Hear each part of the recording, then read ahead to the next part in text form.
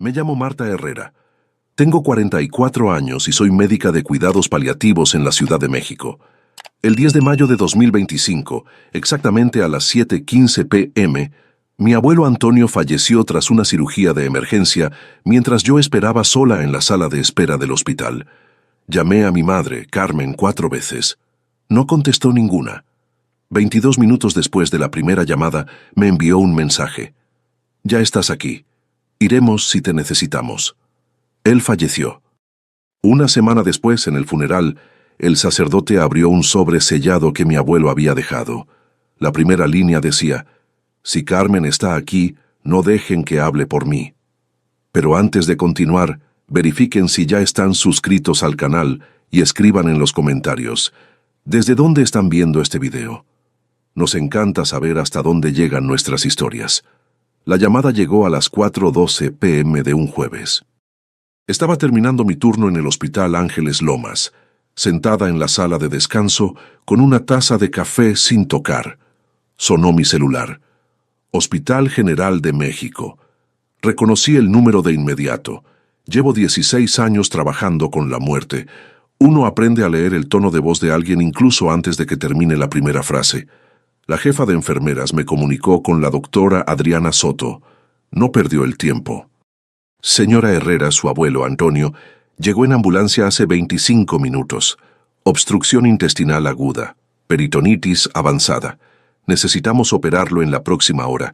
Necesito que entienda que es de alto riesgo. Su edad, la infección, el estrés en su corazón, puede que no sobreviva. Tomé la servilleta de debajo de mi café y comencé a escribir. Obstrucción intestinal, peritonitis, alto riesgo. No necesitaba escribirlo. Sé lo que significan esas palabras. Pero escribir me ayuda a mantener el control. Voy para allá, dije. 15 minutos. ¿Hay otros familiares a quienes debamos contactar? Los llamaré. Colgué y llamé inmediatamente a mi madre. 4 timbres. Buzón de voz. Llamé a mi hermano Rafael. 6 timbres. Buzón de voz. Me quedé mirando el teléfono, tratando de asimilar que ninguno de los dos hubiera contestado durante una emergencia familiar. Entonces abrí nuestro grupo de WhatsApp, el que mi madre creó el año pasado porque las familias necesitan estar conectadas, y escribí: «Abuelo en cirugía de emergencia, Hospital General, crítico, los necesito, aquí, ahora». Enviado a las 4:31 p.m. El mensaje apareció como entregado inmediatamente. Segundos después, leído por Carmen y leído por Rafael. Esperé. Tomé mi abrigo, mi bolso, dejé el café sin tocar y esperé. Nada. Me subí al auto y conduje. El Hospital General está a 19 minutos del Hospital Ángeles Lomas. Conduje con mi celular en el asiento del copiloto, con la pantalla hacia arriba, esperando que se encendiera. Cualquier cosa. A las 4:42 p.m., mi teléfono finalmente vibró. Pero no era una llamada, era un mensaje de mi madre. «Ya estás aquí, iremos si es necesario». Lo leí 2 veces, luego lo volví a leer. Un coche tocó la bocina detrás de mí. El semáforo se había puesto en verde. Conduje, aparqué en el garaje. Segundo piso, Plaza B17. Le saqué una foto al letrero del estacionamiento para no olvidar dónde había aparcado. Luego entré al hospital. Tomé el ascensor hasta la UCI y me presenté.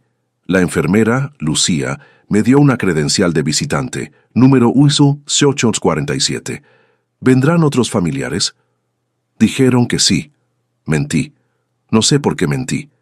Quizás porque admitir la verdad, que mi madre me acababa de decir que solo vendría si mi abuelo moría, era demasiado humillante. Lucía me acompañó a la sala de espera de la UCI. Paredes verde claro, 10 sillas, una máquina expendedora, una ventana con vista al estacionamiento. 13 personas más ya estaban allí. Un anciano durmiendo, una mujer tejiendo, 3 niños susurrando. Me senté en la silla F4, frente al pasillo que conducía al quirófano. A las 6:03 p.m. llevaron a Antonio a cirugía. Una enfermera me dijo que podría durar de 2 a 4 horas. Asentí. Tomé mi teléfono y les envié otro mensaje a mi madre y a mi hermano. «Está en cirugía», leído a las 6 o 7 p.m., sin respuesta. Durante las siguientes 4 horas, Envié actualizaciones cada 30 minutos, como si estuviera presentando una denuncia policial. Sigo esperando. Aún no hay noticias. El cirujano no se ha ido. Cada mensaje fue leído en cuestión de minutos. Ninguno recibió respuesta. A las 7:23 p.m., otra enfermera preguntó si mi familia llegaría pronto. Dije, ya vienen. Otra mentira. A las 7:56 p.m., compré un café en la máquina expendedora. 35 pesos, muy caliente.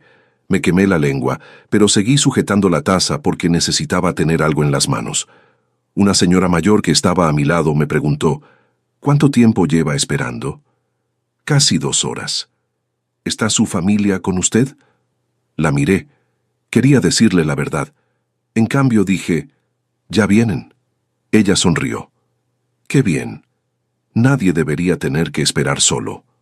Volví a mi silla. Comencé a llorar. A las 8:30 p.m. hubo cambio de turno. Un enfermero llamado Eduardo revisó el registro de visitas y luego me miró. ¿Sigues sola? Asentí. ¿Necesitas que llamemos a alguien? No, dije. Ya lo saben. A las 7:12 p.m. se abrieron las puertas del quirófano. La doctora Soto salió, todavía con su gorro quirúrgico y la mascarilla bajada. Me puse de pie. He visto esa cara cientos de veces en mi trabajo. Sé lo que se ve cuando alguien está a punto de decirte que la persona que amas ha fallecido. Se acercó. Señora Herrera, lo siento mucho.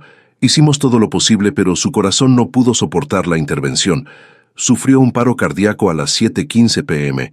No pudimos reanimarlo. Me oí preguntar, ¿sintió dolor? Estuvo bajo anestesia todo el tiempo. No sufrió. Asentí. Le di las gracias. No sé por qué. Me dejaron ver a Antonio en una pequeña habitación junto a la UCI. Parecía más pequeño de lo que recordaba. Sus manos aún estaban calientes. Me quedé 10 minutos. Me senté a su lado y susurré, te protegeré. Digan lo que digan. Me aseguraré de que la gente sepa quién eras en realidad. Luego me fui. Me senté en un banco cerca de los ascensores y llamé a mi madre. Contestó al tercer timbrazo. ¿Sí?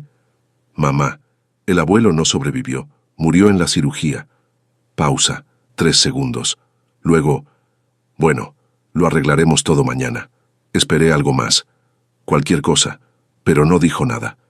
¿Eso es todo? Dije. Mi voz tembló. ¿Eso es todo lo que vas a decidir? ¿Qué quieres decir, Marta? Ya vete. Quiero que digas que sientes que no has venido. Quiero que me hagas preguntas si estoy bien. Estás bien, dijo ella. Trabajas con gente que muere. Eso es lo que hacemos. Luego colgó. Duración de la llamada, 51 segundos. Tomé una captura de pantalla. Llamé a Rafael después. Contestó al segundo timbrazo. Podía oír la televisión de fondo. Rafa, el abuelo murió. Pausa. Después, bueno, supongo que es lo mejor. Ya estaba sufriendo. No tenía dolor. Tenía una obstrucción intestinal. Fue repentino. Bueno, a tu edad, ¿vas a venir al hospital? ¿Por qué? Ya está muerto, ¿no? No respondí. Mamá se encargará de los detalles, dijo, y colgó. Me senté en ese banco durante 20 minutos. Luego conduje a casa. No lloré, no grité. Me senté a la mesa de la cocina y empecé a hacer una lista. A la mañana siguiente, mi madre llamó a las 9:00. Había elegido la funeraria San Rafael y me dijo que me encargara de la coordinación, ya que de todos modos estaba de baja. No estoy de baja, mamá. Pedí una baja por emergencia. Bueno, eres médico. Sabes cómo funcionan estas cosas. Soy médico de cuidados paliativos, no director de funeraria. Suspiró como si estuviera siendo difícil. Marta, hazlo. Confiamos en ti. Me reuní con el señor Ernesto Cárdenas esa tarde. Era amable, de unos 60 y pocos años, con el pelo canoso y una voz suave. Mientras firmaba los papeles me preguntó con delicadeza, ¿participarán tus padres en la planificación? No supe qué responder. Mi madre cree que debería hacerlo yo mismo, porque trabajo con personas que mueren. Ernesto dejó la pluma. Eso no es lo mismo que enterrar a tu propio ser. Casi al final, Ernesto mencionó que Antonio había hecho algunos preparativos 2 semanas antes. Había elegido el ataúd, los himnos, las instrucciones escritas. Y había dejado 2 sobres sellados, uno con el padre Morales en la iglesia de San Miguel, el otro con su abogado, el licenciado Roberto Vega. ¿Dijiste que contenían? Negó con la cabeza. Solo deben abrirse si ciertas personas están presentes. Un escalofrío me recorrió el pecho. Los días siguientes no pude dormir. No dejaba de escuchar el mensaje de mi madre. Iremos, si es necesario. No dejaba de pensar en cómo nunca llamaron al hospital, ni una sola vez. El 12 de mayo a las 2 de la madrugada abrí mi teléfono y empecé a contar. 12 llamadas perdidas, 9 mensajes de texto durante la cirugía, una sola respuesta. Tomé capturas de pantalla de todo. No sabía por qué. Simplemente no podía parar. El 13 de mayo solicité el registro oficial de visitas del Hospital General. Lo imprimieron esa misma tarde, 10 de mayo de 2025. Paciente, Antonio Herrera Mendoza. Visitante, Marta Herrera. Credencial, PIS 0847, 1625, 2146. Sin otro nombre. Ese mismo día, fui a casa de Antonio a elegir la ropa para el funeral. Sobre la mesa de la cocina había un sobre de papel manila con mi nombre escrito a mano por él. Marta, ábrelo si no voy a volver. Fechado el 4 de mayo de 2025, 6 días antes de la cirugía. Me senté en la vieja mesa amarilla de formica y lo abrí. Dentro había una carta manuscrita, fotocopias de documentos del hospital de 2019 y una memoria USB etiquetada como mensajes de voz. La carta comenzaba así: Marta, si estás leyendo esto me voy. Necesito que sepas algunas cosas mientras la verdad aún importa. Me dijo que no esperaba que yo... Mi madre vino, que él lo había aceptado, que yo le había dicho al doctor Soto que solo me llamara si la situación se ponía crítica. Había firmado la documentación que lo hacía legal. Él escribió: siempre has estado ahí donde te quedaste. Cuando estabas sola, venías. Cuando tenías miedo después del ictus, te sentabas conmigo. No mirabas el reloj, simplemente te quedabas. Entonces soltó la bomba. Tu madre me visitó una vez durante mi recuperación del ictus en 2019, una vez cada 7 semanas. Estuve con ella unos minutos, y los guardé juntos, Marta, porque sabía que llegaría el día en que tendría que trabajar. Revisé las fotocopias. Hospital Español, marzo a abril de 2019. Antonio ingresó el 15 de marzo tras un ictus. 5 días de cuidados intensivos, 7 semanas de rehabilitación. Registro de visitas. Marta Herrera, 12 visitas. Carmen Herrera, 1 visita. 18 de marzo, 10:37, 10:55. Rafael Herrera, 0 visitas. 18 minutos. Mi madre visitó a su padre durante 18 minutos en el transcurso de 7 semanas de recuperación tras un derrame cerebral. Y no entendí por qué me dijo que estaba bien, que lo estaban cuidando, que no me preocupara. Sentí náuseas. Conecté la memoria USB. 8 archivos de audio, todos con fecha. 20 de marzo de 2019, 15:14. La voz de mi madre, casual. Hola papá, soy yo. Seguro que estás en rehabilitación, pero he estado pensando, ¿has considerado vender la casa? Es muy cara de mantener, sobre todo ahora. Piénsalo. 43 segundos. Ni un ¿cómo estás? Solo una pregunta sobre su casa. 4 días después del derrame cerebral. 5 de abril de 2019, 18:32. Papá, habla con un agente inmobiliario. Dice que la casa podría venderse por 4 millones o incluso más. La tengo en mente. Te quiero. Te quiero como puntuación. 12 de agosto de 2020, 11:05. Hola papá. Odio tener que pedirte esto, pero tenemos reparaciones inesperadas en casa. ¿Podrías prestarnos 45,000 pesos? Te los devolveré en un par de meses. Gracias, papá. Tomé los siguientes documentos. Extractos bancarios resaltados en amarillo. 12 de agosto de 2020. Retiro, 42,000 pesos. Letra de Antonio en el margen. Lo pidió el 8 de agosto. Prometió devolverlo pronto. Nunca lo hizo. Seguí escuchando. 5 mensajes de voz más. Todos iguales. Pidiendo dinero, consejos sobre la venta, facturas que no podía pagar. En 2022, ella pidió 23,000 pesos para reparaciones del auto. El extracto bancario mostraba que él se los había entregado. Otra nota. Segunda vez. Aún no me han devuelto los pagos de 2020. 65,000 pesos en total. Nunca los devolvió. Me quedé sentada mirando mi computadora portátil. Entonces, hice algo que nunca había hecho antes. Grité. Golpeé la mesa con el puño, me levanté y grité en la habitación vacía. Solo la llamaste para pedirle dinero, mientras estaba en rehabilitación, mientras aprendía a caminar de nuevo. Luego me senté de nuevo, abrí una hoja de cálculo y comencé a armar el caso. Registro de evidencias. Carmen Herrera. 8 mensajes de voz solicitando dinero, venta de la casa, 2019-2024. Visita al hospital de 18 minutos durante la recuperación de un derrame cerebral en 2019, que duró 7 semanas. 65,000 pesos prestados, nunca devueltos, 2020-2022. 12 llamadas perdidas durante la emergencia de mi abuelo, 10 de mayo de 2025. 9 mensajes de texto ignorados durante la cirugía. Una respuesta, iremos si es necesario. 0 visitas al hospital. 10 de mayo de 2025. Guardé el expediente. Luego tomé una decisión. No iba a permitir que la muerte de mi abuelo fuera en vano. Iba a usar todas mis habilidades como médico de cuidados paliativos, documentación, cronogramas, declaraciones de testigos, para asegurarme de que todos supieran exactamente quién era mi madre. El funeral fue el 17 de mayo en la iglesia de San Miguel Arcángel. Llegué temprano. Cuando comenzó la ceremonia, 72 personas habían firmado el libro de condolencias. Mi madre y Rafael llegaron a las 10:43 am.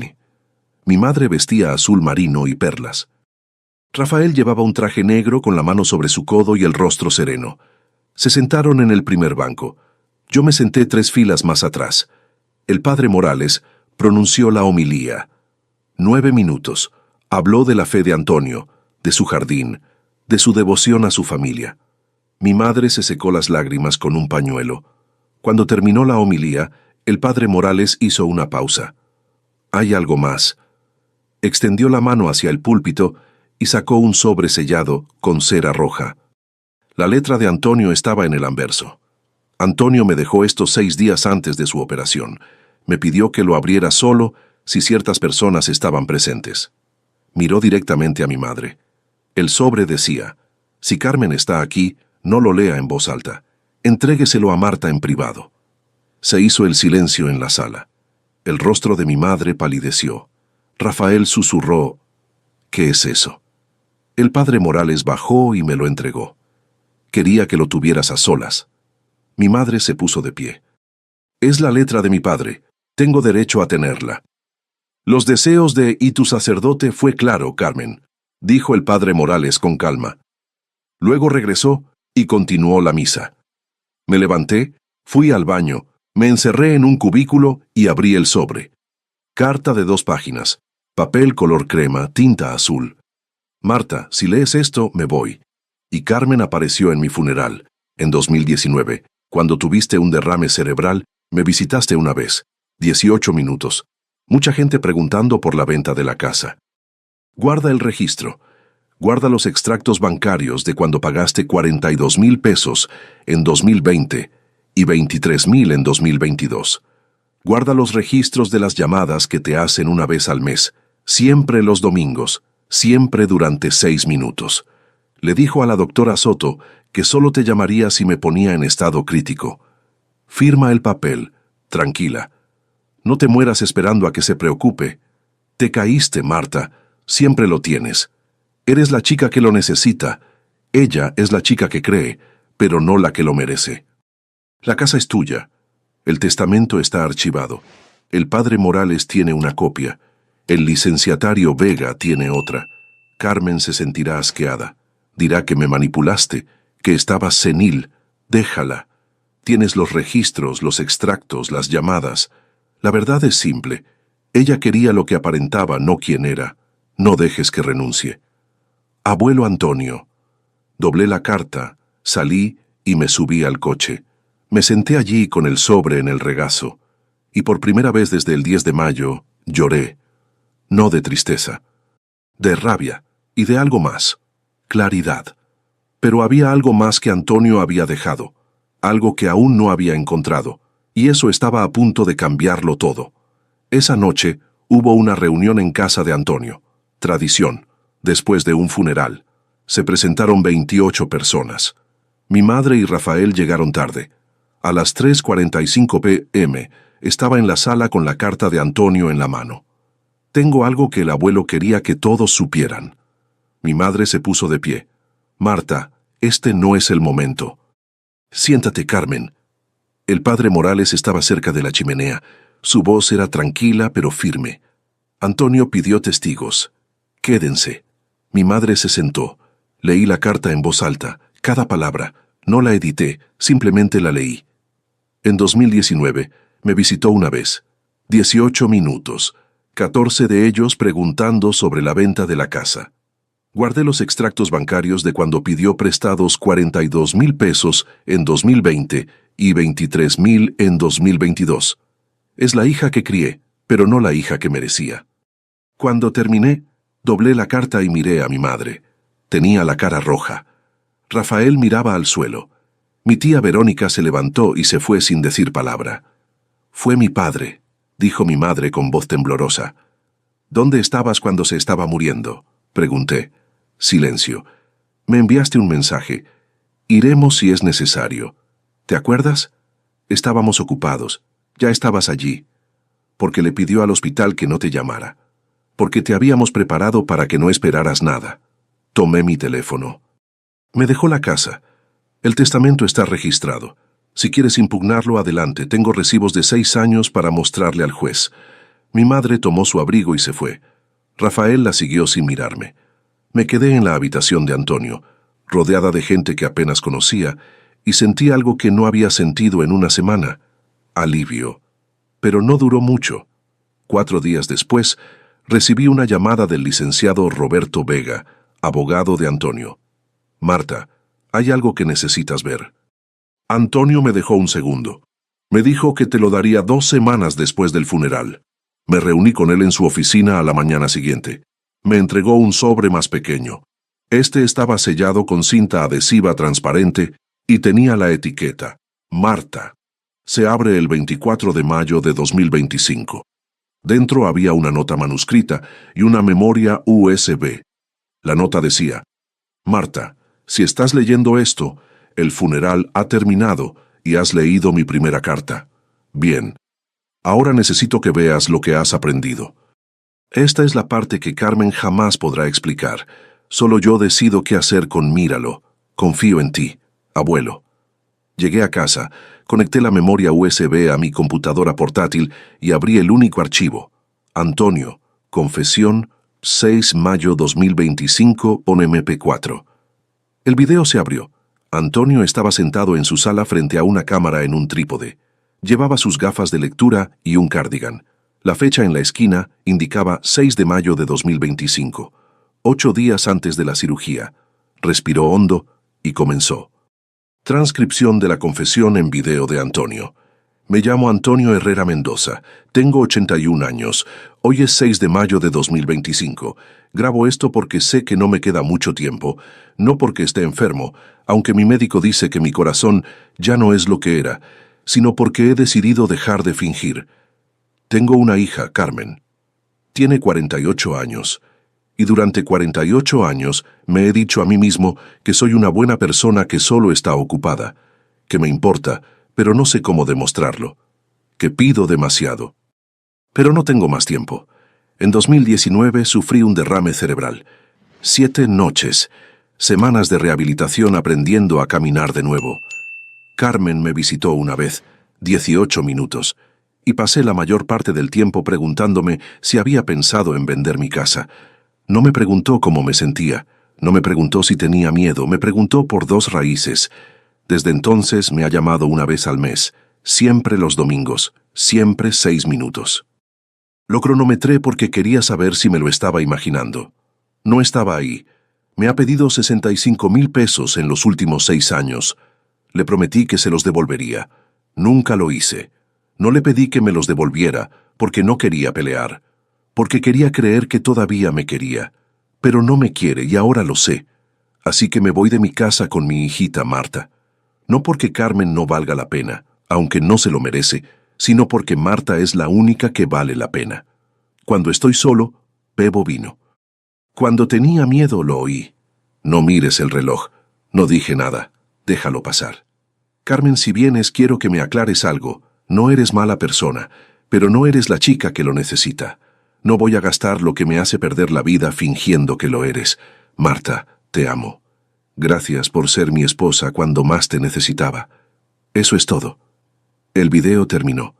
Antonio se inclinó y apagó la cámara. Me quedé allí, mirando la pantalla, con lágrimas corriendo por mi rostro.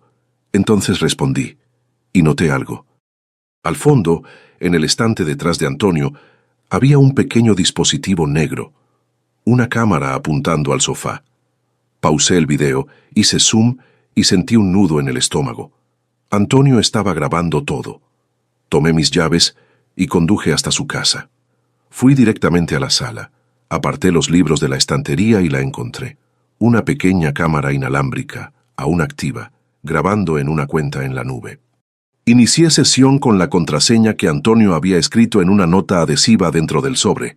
Marta 2025. El almacenamiento en la nube contenía más de 240 horas de grabación, desde febrero de 2024. Empecé a revisar los archivos. La mayoría eran cotidianos. Antonio leyendo, viendo la tele, regando las plantas. Entonces, encontré uno del 28 de diciembre de 2024. La hora marcaba las 11:18. Le di a reproducir. El vídeo mostraba la sala de estar de Antonio. Él no estaba en casa. Pero sí había alguien más. Mi madre y Rafael. Estaban en el centro de la habitación hablando. Subí el volumen. Transcripción de la grabación. 28 de diciembre de 2024. Carmen. No durará mucho más. El doctor Jiménez dijo que su corazón está empeorando. Rafael. Entonces, ¿qué hacemos? Carmen. Esperamos. Cuando se vaya, la casa será nuestra. Ya hablé con un agente inmobiliario. Podemos ponerle 4.5 millones. Tal vez 5 si la arreglamos bien. Rafael. ¿Pero qué pasa con Marta? ¿No lo visitamos todo el tiempo? Carmen riendo. Marta es buena persona. Se pondrá triste pero lo superará. Además, nosotros somos los padres más unidos. La casa es nuestra. Rafael. ¿Estás segura? ¿Y si tu padre deja testamento? Carmen. Tiene 81 años y está olvidado. No se ha actualizado nada desde que murió mi madre. Créeme, estamos bien. Rafael. No te preocupes, Carmen. ¿Te sientes mal? Carmen. No es malo. Es práctico. Es viejo. Va a morir. Cuando eso pase, venderemos esta casa y por fin haremos un viaje a Europa donde hemos estado hablando. Rafael. ¿Necesitas cirugía o algo así? ¿Nos llama Marta? Carmen. Dejemos que Marta se encargue. Es doctora. Literalmente es su trabajo. Rafael dudando. Es que no quiero que la gente piense que somos malas personas. Carmen.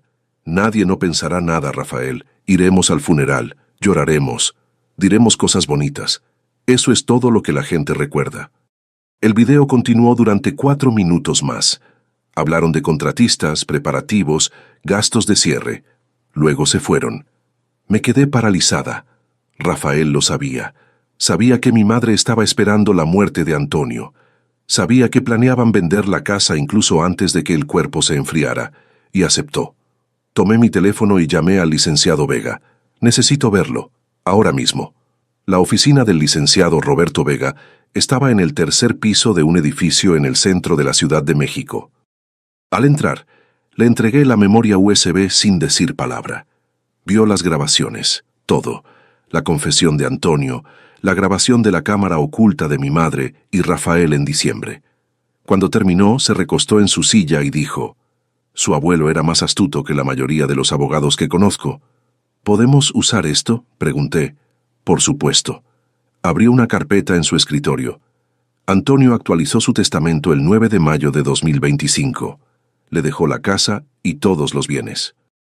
También incluyó una cláusula que desheredaba específicamente a Carmen, alegando abandono y explotación financiera, Por eso testificó ante el padre Morales y su médico, el doctor Jiménez. Por eso es infalible. Entonces está sellado. Debería estarlo, pero conociendo a tu madre ve a luchar. Tenía razón. El 5 de junio de 2025, mi madre impugnó el testamento de Antonio. Alegó que él había sido influenciado indebidamente, que no estaba en su sano juicio y que yo lo había manipulado. Pero esto es lo que mi madre desconocía. El 12 de junio recibí una llamada de una notaria llamada Fernanda Ruiz. Me dijo que Antonio la había contactado a principios de mayo para autenticar algunos documentos. Uno de ellos era una declaración firmada el 7 de mayo de 2025, en la que constaba que Antonio estaba en pleno uso de sus facultades mentales y que todas las modificaciones a su testamento se habían realizado libremente y sin coacción. Pero esa no era la noticia más impactante. La noticia más impactante fue lo que Fernanda me dijo a continuación. Tu madre vino a verme el 1 de junio, me dijo. Tengo un documento que indica que era el testamento de tu abuelo. Quería que lo autenticaran retroactivamente. Digo que se firmó en 2023, pero nunca se legalizó correctamente. ¿Qué dice el documento?, pregunté. Que la casa se dividiría entre ella y tú al 50%. Se me heló la sangre. ¿Lo autentica? No. Porque la firma no coincidía con la que se había autenticado unas semanas antes. Dijo que no podía ayudarla. Estaba indignado y se marchó. Le di las gracias, colgué y llamé inmediatamente a Roberto. Mi madre intentó falsificar un testamento. Roberto guardó silencio un momento. ¿Tienes pruebas? El notario testificará. Entonces, ya las tenemos. La fecha del juicio era el 8 de agosto de 2025. No tuve que testificar, pero estuve presente en la sala. Roberto presentó el testamento actualizado de Antonio, autenticado y presenciado por 3 personas. Roberto, el padre Morales y el doctor Jiménez. Declaración firmada por Antonio del 7 de mayo, en la que afirma su capacidad mental. Registros de visitas de 2019, que muestran la visita de 18 minutos de mi madre. Estados de cuenta bancarios que muestran 65,000 pesos en préstamos impagos. Transcripciones de mensajes de voz. Una declaración del doctor Soto que afirma que Antonio era plenamente competente y estaba lúcido al hablar sobre su testamento vital. Confesión en video de Antonio. Grabación de cámara oculta del 28 de diciembre que muestra a mi madre y a Rafael planeando vender la casa. Testimonio de Fernanda Ruiz sobre el intento de mi madre de falsificar un testamento. El abogado de mi madre no tenía pruebas. Intentó argumentar que Antonio estaba confundido, que yo me había aprovechado de su miedo. Pero la evidencia era abrumadora. El 15 de agosto el juez desestimó el caso. Dijo, y cito, «El señor Herrera pasó 2 años elaborando un registro hermético de sus deseos. No hay evidencia de incapacidad ni de influencia indebida. Este caso carece de fundamento». Mi madre salió corriendo del juzgado. Nunca más supe de ella. Pero Rafael me llamó 2 meses después. Era el 20 de octubre de 2025. Casi no contesté. «Me voy, mamá», dijo. Su voz temblaba. No dije nada. «No lo sabía», dijo. «Lo del dinero, lo del hospital. Me digo a mí mismo que exagerabas, que el abuelo estaba confundido, quería creerlo. Estuviste en esa estafa de la casa, Rafa. Sabías que estaba esperando que me mataras para poder vender la casa». Un largo silencio. «Lo sé», susurró. «Lo sabía. Y tengo miedo. Tenía miedo. Miedo de perder la casa. Miedo de lo que la gente pensaría si no lográbamos nada. Así que me dejé llevar. Y lo siento mucho». «¿Llamas porque lo sientes o porque lo perdiste?» Otro silencio. «Ambas cosas», dijo. «Ya no puedo vivir con ella. No después de ver lo que hizo, no después de ver lo que le permití hacer». «De acuerdo», dije. «¿Puedo visitarte alguna vez?», preguntó. «Sé que no me lo merezco». «Lo pensaré», dije, y colgué. No lo odiaba. Simplemente no tenía espacio para él todavía. Para finales del verano, la noticia se había extendido por la comunidad parroquial. Mi madre y Rafael dejaron de asistir a San Miguel. Oí que se habían mudado a otra parroquia al otro lado de la ciudad, donde nadie conocía la historia. La casa era mía. Legalmente, moralmente, completamente. Pero aún no había terminado, porque Antonio me había dejado un último regalo, y este no tenía que ver con la justicia, tenía que ver con la sanación. 14 de febrero de 2026, día de San Valentín. Me mudé oficialmente a casa de Antonio. La temperatura era de 18 grados, inusualmente cálida para la Ciudad de México en febrero. El sol se asomaba entre las nubes. Lo primero que hice fue plantar rosas amarillas en el jardín delantero, las favoritas de Antonio. Encontré sus viejos guantes de jardinería en el cobertizo, todavía con olor a tierra y crema de lavanda, y los usé para cavar los hoyos. Adentro creé lo que llamé un muro de recuerdos en la sala. Fotos de Antonio en su jardín, de él en mi graduación universitaria, de él riéndose de algún chiste que no recordaba. Y en el centro, en un sencillo marco plateado, colgué su directiva. El aviso, leído con antelación, decía: en caso de enfermedad grave, cirugía o cuidados paliativos, solo Marta Herrera está autorizada a ser contactada y a estar presente. Carmen Herrera queda explícitamente excluida de la notificación. Debajo, coloqué una pequeña placa que había encargado. La dignidad se gana, no se hereda. Antonio Herrera Mendoza, 1944-2025. Me preguntaron por qué quería enmarcar algo tan doloroso. Les dije la verdad, porque la verdad no debe ocultarse. Antonio dedicó demasiado tiempo a proteger a la gente de ella. No iba a cometer el mismo error, pero el muro de la memoria no fue lo único que hice. En julio de 2025, utilicé el dinero de la herencia de Antonio para crear el Fondo de la Dignidad Antonio Herrera, una organización sin fines de lucro dedicada a ayudar a las personas mayores abandonadas por sus familias.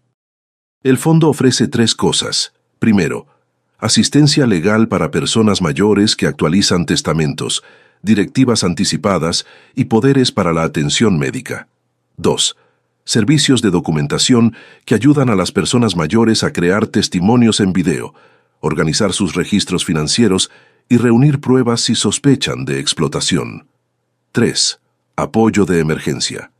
Financiamiento de cuidados paliativos, gastos funerarios o vivienda para personas mayores cuyas familias las han abandonado económicamente. En los primeros 6 meses, ayudamos a 51 personas. Una de ellas fue Dolores, una mujer de 79 años cuyo hijo había vaciado su cuenta de ahorros y luego dejó de visitarla. La ayudamos a conseguir un abogado, recuperar el dinero y actualizar su testamento. Ella grabó un testimonio en video, al igual que Antonio. Dijo: no voy a dejar que me arruine la vida. Otro fue Héctor, un hombre de 74 años cuya hija solo lo llamaba cuando necesitaba dinero.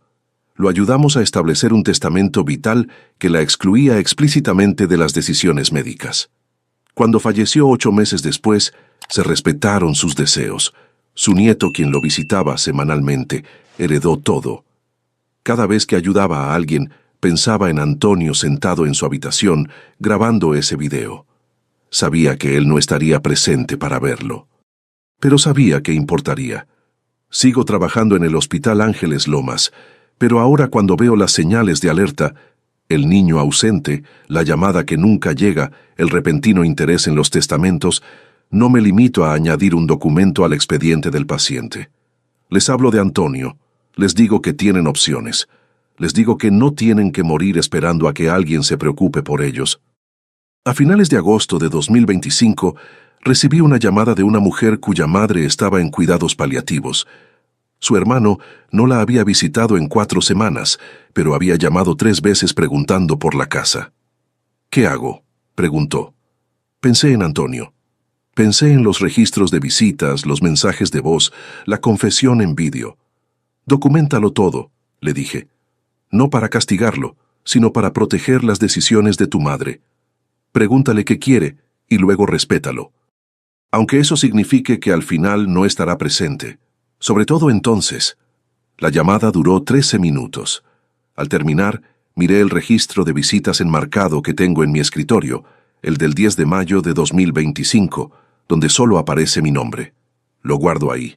No como una herida, como una brújula. El 28 de febrero de 2026, estoy sentada en el escritorio amarillo de formica de Antonio, tomando café en su taza favorita, la de asa rota y el estampado floral descolorido.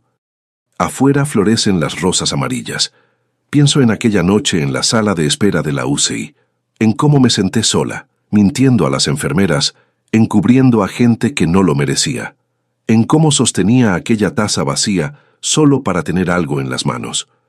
Pienso en el mensaje de mi madre, iremos si es necesario. Pienso en cómo llegó al funeral, donde la gente podía verla, donde podía expresar su dolor, pero no cuando más importaba, no cuando él estaba vivo. Y pienso en Antonio sentado en esta cocina 2 semanas antes de su cirugía, escribiendo cartas, grabando videos, sellando sobres con cera roja. Sabía que su hija no vendría, sabía que yo necesitaría pruebas, sabía que el mundo me diría que perdonara, que dejara ir, que fuera la persona madura, así que se aseguró de que no tuviera que hacerlo. La semana pasada instalé un pequeño altavoz en la sala conectado a la confesión en video de Antonio. Lo programé para que reproduzca sus últimas palabras en bucle, suavemente de fondo, cada vez que alguien nos visita. Marta, te amo. Gracias por ser mi hija cuando más te necesitaba. No es morboso. Es un recordatorio de que estar presente no es un favor, es lo esencial, un recordatorio de que la dignidad al final no se hereda, se gana, y un recordatorio, si alguien espera a que mueras para quitarte lo que tienes, tienes derecho a defenderte. Antonio luchó y ganó. El registro de visitas sigue en mi escritorio del trabajo. Lo miro todos los días. 10 de mayo de 2025. Bis enfermera. Marta Herrera, credencial PI 0847, 1625-2146, solo un nombre, pero era el nombre correcto, porque al final de una vida lo único que importa es quién queda atrás. Y yo quedé atrás. En los meses posteriores a la mudanza comencé a recibir llamadas, no solo de pacientes o familiares, sino también de profesionales de la salud, trabajadores sociales e incluso otros abogados. La historia de Antonio se había difundido más allá de San Miguel, más allá de la comunidad mexicana local. En marzo de 2026, una periodista de El Universal se puso en contacto conmigo. Quería hacer un reportaje sobre el abuso de ancianos y la explotación financiera. Me preguntó si estaría dispuesta a compartir la historia de Antonio. Lo pensé durante 3 días. Luego dije que sí. El reportaje se publicó el 15 de abril de 2026. No usaron nuestros nombres completos, pero quienes conocían la historia nos reconocieron de inmediato.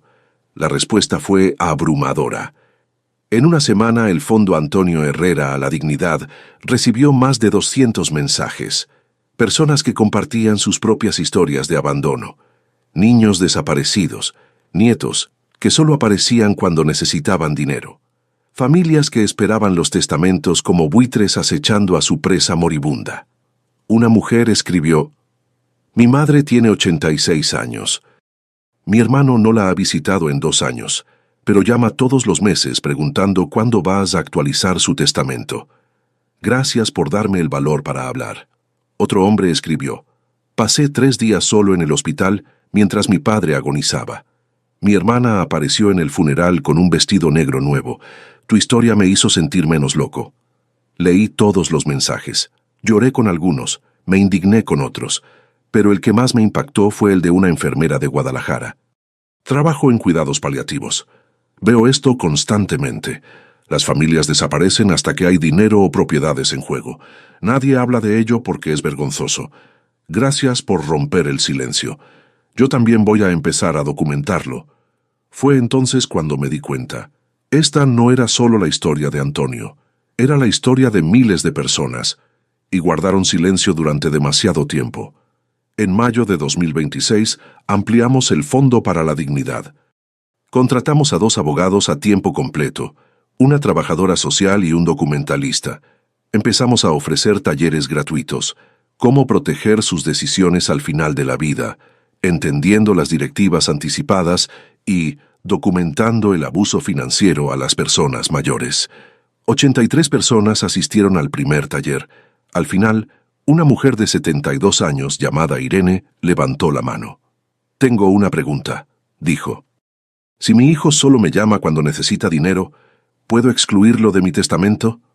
«Sí», dije. «Puedes dejar por escrito el motivo exacto». Empezó a llorar. No de tristeza, sino de alivio. Pensaba que era mala persona porque no pensaba así. «No lo eres», dije. «Eres una persona que merece dignidad». Después del taller, Irene se quedó. Me contó que su hijo le había pedido prestados 80,000 pesos durante 5 años. Nunca se los devolvió. Nunca la visitaba a menos que necesitara algo. «¿Qué pasa?», preguntó. «Lo mismo que hizo mi abuelo», dije. «Documéntalo, actualiza tu testamento. Graba un video. Deja claras tus voluntades y no te disculpes por protegerte». Irene actualizó su testamento en junio. Le dejó todo a su nieta, quien la visitaba todas las semanas. Grabó un testimonio en video. Incluso instaló una cámara en su sala, igual que Antonio. Cuando me mostró el video, dijo lo mismo que Antonio. «No voy a morir esperando a que se preocupe». 3 meses después, Irene falleció, de un ataque al corazón, súbito e indoloro. Su hijo intentó impugnar el testamento. Alegó que estaba senil, que su nieta la había manipulado. Pero Irene había hecho su tarea. Tenía el video, los extractos bancarios, los registros de visitas de sus estancias en el hospital a lo largo de los años. El caso fue desestimado en 2 semanas. En el funeral de Irene, su nieta se me acercó. «Gracias», dijo, «por enseñarle que tenía derecho a luchar». Fue entonces cuando comprendí. Antonio no solo me había dejado una casa, me había dejado un modelo, un plan, una manera de proteger a personas como él. Hoy es 14 de marzo de 2026, casi un año después de la muerte de Antonio. Estoy en el jardín de su casa, ahora mi casa, contemplando las rosas amarillas. Este año están más altas, más brillantes. Dentro, el muro de los recuerdos ha crecido. He añadido fotos de Dolores, Héctor, Irene. Personas que Antonio nunca conoció, pero que se beneficiaron de su legado. La confesión en vídeo de Antonio sigue sonando en el altavoz. Suavemente. Un bucle constante.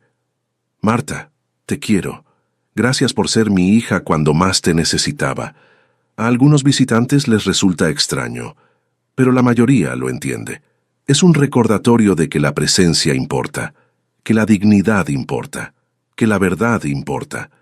La semana pasada recibí una llamada de una mujer de Monterrey. Su madre se estaba muriendo. Su hermano no la había visitado en meses, pero de repente se interesó mucho por el testamento. «No sé qué hacer», dijo. «Documenta todo», le dije. «Pregúntale a tu mamá qué quiere, y luego respétalo, aunque eso signifique que él no esté presente». ¿Y si la gente dice que soy mala persona? Las personas que importan lo entenderán, le dije, y las que no lo entienden, probablemente sean las personas a las que estás protegiendo. La llamada duró 20 minutos. Al terminar, añadí su nombre a nuestra lista de clientes. 52 personas este mes. 52 familias lidiando con la misma pregunta. ¿Cómo honrar a alguien a quien amas cuando otra persona a la que deberías amar no está presente? La respuesta de Antonio fue simple: documentar, proteger, luchar y no disculparse. Sigo trabajando en el Hospital Ángeles Lomas. Todavía veo las señales. El hijo ausente. La hija que solo llama cuando necesita dinero. La familia que de repente se preocupa cuando hay propiedades de por medio. Pero ahora no me quedo callada. Les hablo a las personas de Antonio, de Dolores, de Héctor, de Irene. Les digo que tienen opciones, que pueden proteger sus decisiones, que no tienen que morir esperando a que alguien aparezca. Y cuando preguntan, ¿pero qué hay del perdón? ¿Qué hay de dejar ir? Les digo, el perdón es para ti, no para ellos. Y documentar la verdad no es venganza, es dignidad. En el último año, el Fondo de Dignidad ayudó a 147 personas, 147 ancianos que estaban siendo explotados, abandonados o manipulados por sus familias. Cada uno de ellos ahora tiene un testamento actualizado, un testamento vital, un testimonio en video, prueba de que sus decisiones fueron propias, y cuando mueran, porque todos morimos tarde o temprano, sus voces seguirán escuchándose, igual que la voz de Antonio. Ayer estaba sentada en la mesa amarilla de formica tomando café cuando Rafael llamó. No había llamado en meses. «Hola, Marta», dijo. Su voz era diferente, más suave. «Solo quería que lo superaras, que dejaras a mamá». «¿Cuándo?» «Han pasado 3 meses. No pude hacer más, no más tarde». No dije nada. «Sé que no merezco tu perdón», dijo. «Pero quería que superaras lo que siento, por todo, por el hospital, por el testamento, por no haber tenido el valor de defenderlo cuando importaba». «¿Llamas porque lo sientes o porque estás sola?», sí, pregunté. Larga pausa. «Ambas cosas», dijo, «pero sobre todo porque lo siento». «De acuerdo», dije. «Lo pensaré». Colgué. No sé si perdonaré a Rafael. Todavía no sé si tengo espacio para él, pero al menos ahora dice la verdad. Eso es más de lo que mi madre jamás hizo. Mientras escribo esto, el sol se pone sobre la Ciudad de México. La luz dorada inunda la habitación de Antonio. Las rosas amarillas se mecen con la brisa. Miro el muro de los recuerdos. La directiva anticipada enmarcada, el pequeño altavoz que reproduce las últimas palabras de Antonio en bucle, y pienso en la noche del 10 de mayo, en la sala de espera, en la taza de café vacía, en las mentiras que dije para proteger a personas que no merecían protección. Pienso en el mensaje de mi madre: «Iremos si es necesario». Y pienso en Antonio sentado aquí, en esta misma mesa, 2 semanas antes de morir, escribiendo cartas, grabando videos, reuniendo pruebas, porque él lo sabía. Sabía que su hija no vendría, sabía que necesitaría pruebas, sabía que el mundo me diría que perdonara, así que se aseguró de que no tuviera que ser la persona más madura. Se aseguró de que yo pudiera ser la persona correcta.